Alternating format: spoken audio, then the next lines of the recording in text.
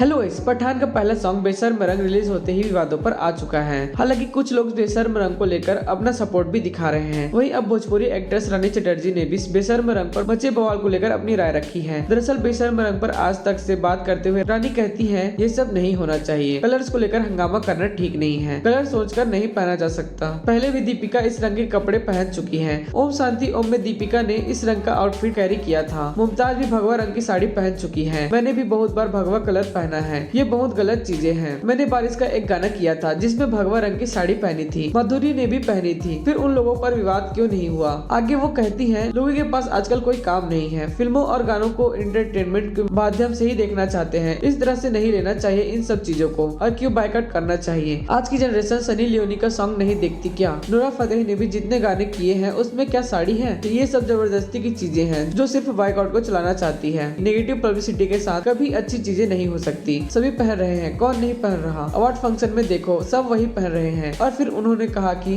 शाहरुख खान ने पूरी जिंदगी दी है। एक एक्टर के साथ ऐसा नहीं होना चाहिए। जिंदगी भर उन्होंने अपनी फिल्मों के जरिए मैसेज दिए हैं, इसलिए उनकी फिल्मों के साथ ऐसा नहीं होना चाहिए। वैसे क्या आप भी रानी चटर्जी की बातों से सहमत हैं? कमेंट में जरूर बताएं।